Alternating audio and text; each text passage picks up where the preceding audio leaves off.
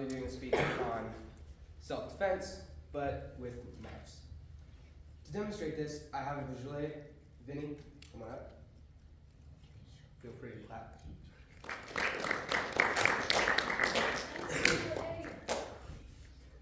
So, for an example, Vinny here, in his bright blue sweatshirt, is going to be a mugger. Now, we don't practice with real knives. We have these dummy knives that I've 3D printed. So, in this situation, hold on, he could have a knife in his pocket, and I don't know. For example, I'm wearing a sweatshirt. I also have a knife. But you can't see my knife when I'm wearing a sweatshirt. So, even if he doesn't have his knife in his hand, I don't know that he has a knife, so I have to be ready. Now, I'm going to explain something called reactionary gap. Reactionary gap is just what it seems. If I'm close, let's say 3 feet, and Vinny attacks me, my reaction time is going to hinder my response. So if I'm 3 feet away and he attacks, I won't have time to block this.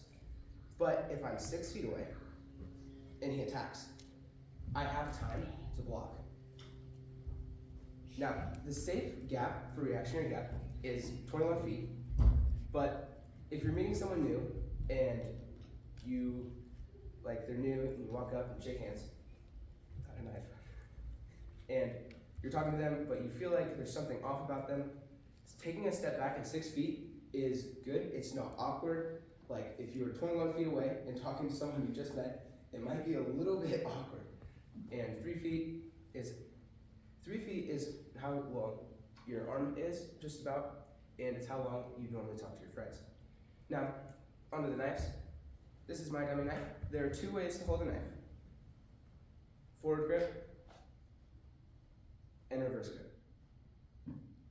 Now, I prefer reverse grip because it has a control factor. For example, if he attacks, the back of the knife can actually be used to hook onto his hand and control it how I want. See how I'm moving his hand around? Now, there are 4 kinds of basic blocks. The first one is jam. Jam is anything that stops movement. So if Vinny attacks, this is a jam. It stops his movement and doesn't let it come towards me anymore. Now, the converse to this is pass. So if he attacks again, and I don't stop his movement, but redirect it past me, that's a pass. Now, if we combine these, it's called a jam and pass, where I jam and then pass. This can be useful if you don't have time to pass and you don't want to jam, because if I jam, he can retract and attack again, which will just cause jam after jam after jam, which kind of makes repetitive and tires your arm faster than his. And the last one is neither. It's called controlling the hook. So it involves trapping the knife, which is typically a grab, and then moving it. It's similar to jam and pass, but I'll show you why it's different. A jam and pass stops his movement and immediately passes it out of the way. Control and hook traps the knife and then moves it out of the way. This can also be done with the blade arm, which is called your offensive arm and your defending arm. So if he does it and I trap with the back of the blade and then pass away, that's also a control and hook. Now,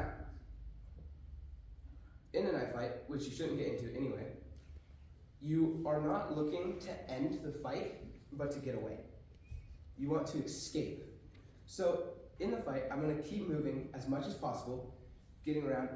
So for this example, I'm going to pretend that I'm in an alley, backed up against the wall. I have my wallet, he wants my wallet, and I have some money. Now, he wants this dime really badly. So if he attacks me for it, and I get on the other side of him, then I'm going to try to get out, and then he's against the wall, and instead of attacking him, I'm just going to get away. Also, one thing about attackers is that they act like predators. If they get hurt, they won't continue the attack. So if Vinny attacks, and I block with a parry, and then immediately attack, the pain he feels will give sufficient distraction for me to run away. Now, our scripture verse for this is 1 Timothy 5:8. If anyone does not provide for his own, especially one of his household, he is denied the faith and is worse than an unbeliever. Now, providing for your own is also protection. So knowing for self-defense can help you defend your friends and your family, or even people you don't know. This can be very important. Thank you for listening to my speech, and I hope you learned something.